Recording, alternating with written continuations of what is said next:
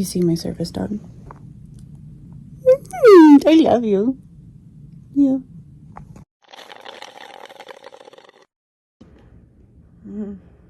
Don't feel so good. I think I need some salt water.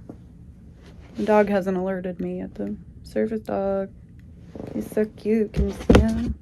He's a little poodle. A poodle.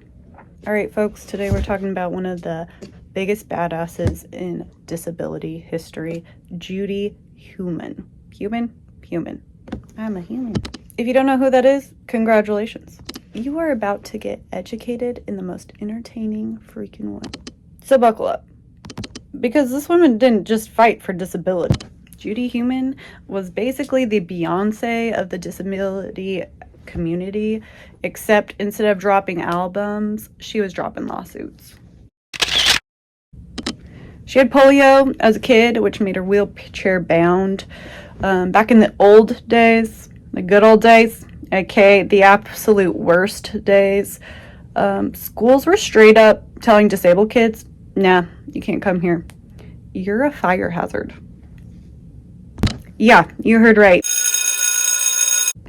She wasn't denied education because she couldn't do the work. She was denied because they were too lazy to make space for her. And this happens right now. I used to work with special needs preschoolers. It happens at the lowest level, guys. Like, the babies we're trying to take care of, we're screwing over. Imagine telling a 5-year-old, yeah, sorry kid, you're too flammable. So what did Judy do? She said, screw that teacher, screw that school, and screw the system. She's like, I'm gonna be a teacher. I'm smart. Except, oh wait, New York's literally refused to give her a teacher license because she didn't think she could get kids out of the building during a fire drill.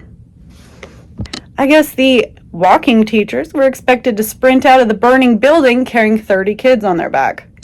But sure, let's blame the wheelchair user. Sorry, I just put the dis in disable. And you know what? She became the first wheelchair user teacher in New York City. Okay, now fast forward, 1977, when the government was dragging its feet on actually enforcing disability rights. So what did Judy do? Judy and a group of activists pulled one of the most hardcore protests in history. The 504 sit-in. The 504 was a section of the Rehabilitation Act that was supposed to stop discrimination of the government. They lied. So, Judy and her 150 disabled best friends occupied a federal building in San Francisco for 28 days. How have we not heard about this? No food deliveries, no accessible bathrooms, just pure, unfiltered stubbornness. And I'm here for it. Here's the kicker. They won. The government caved. Section 504 was finally enforced and became the blueprint for the Americans with Disabilities Act. Which means if you have any legal disability protections today, you can thank Judy and her gang for the absolute legend of a self. Did she stop there? Ha! No. She kept going. What a badass. Badass. She's badass, man. She worked in the Clinton and Obama administrations, helped found the World Institute on Disability, and basically spent her entire life making sure people like me and you don't have to fight as hard for just basic rights. This woman had zero chill when it came to injustice.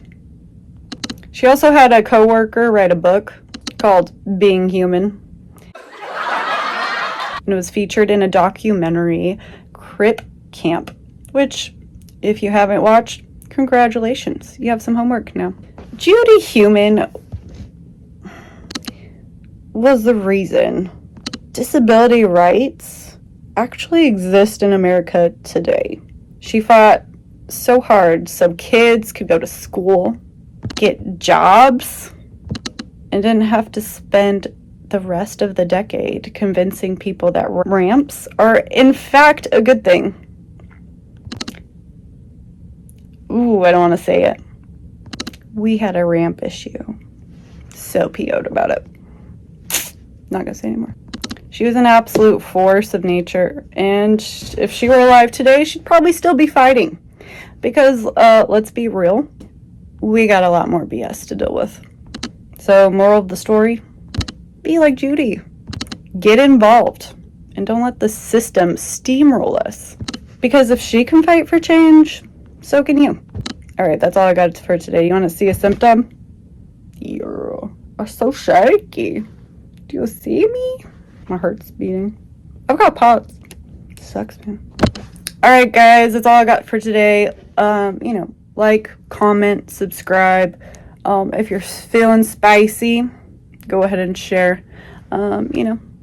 Share this with someone who thinks accessibility is optional. It's a possum because I too play dead.